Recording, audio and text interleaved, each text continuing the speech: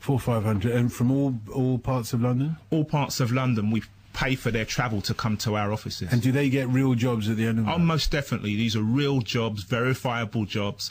And they all get real jobs? No, we'll help about 250 people a year into work. Right. We'll train more than that. We provide a range of other services as well. What's your advice to people who are long-term unemployed? What kind of things should they be thinking about, quite apart from obviously going to use your services, although you can't afford to take them on at the moment?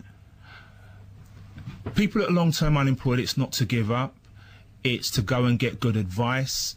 There are a number of organisations in London like us, not as good as us, I'd say, but go find those organisations, get help, but don't give up. Yeah, but you're talking about going to organisations when the jobs aren't out there. You know, on the BBC London, on our news bulletin tonight, we've been running a story, a comment from a man. He says, look, things are just different now, that the jobs aren't out there. It's much more difficult to get a job. Companies are cutting back.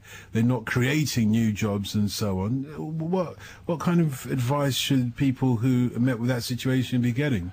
The thing is, people still need to develop the skills to make themselves employable. But they've got those skills. Some of them haven't, and some of the people that we're helping haven't got those skills. And it's to make sure we serve people who start from a deficit position. What we try and do is get them to the starting line so they can compete for the jobs that are out there. Should some people realise that, look, they're just too old?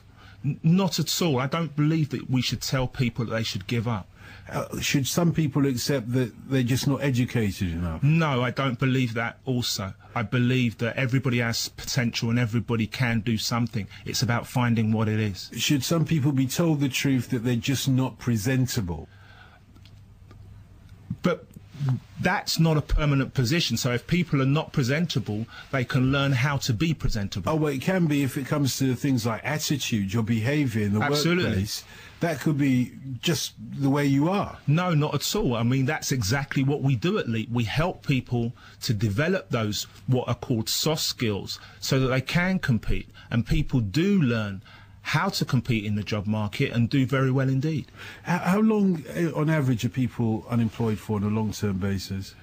It completely depends. Some people have been unemployed for 5, 6 years, some for 12 months. We predominantly serve people who don't do well in the labour market. So we predominantly serve people from ethnic minorities. We serve lone parents. We serve people who've been ex-offenders. We serve immigrants. We serve those people who normally in the labour market get short shrift. And what's happening to those people now? Those people are in real danger of being cut completely adrift. If there isn't the focus on helping them, if there isn't the investment on helping those people, they'll be pushed even further behind than they already are. Because what's happening is, with redundancies, you've got people who've got latest skills losing their jobs, and they jump to the front of the queue behind in front of the long-term unemployed. So it's really, really important that the government invests, London government invests in services to help the long-term unemployed. I'm going to ask a really harsh question, yeah? Why should we care? Unemployment is implicated in a whole range of societal issues. It's implicated in terms of health, it's implicated in terms of crime, it's implicated in so many issues. There is a real cost to society if we don't address this.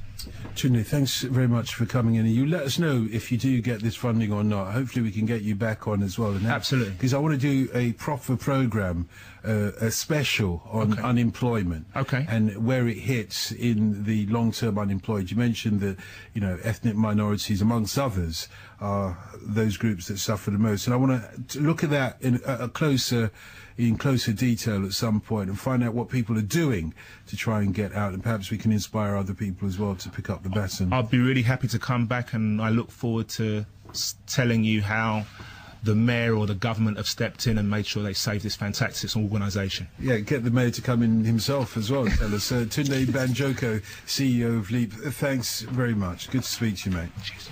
Thank you, Tom.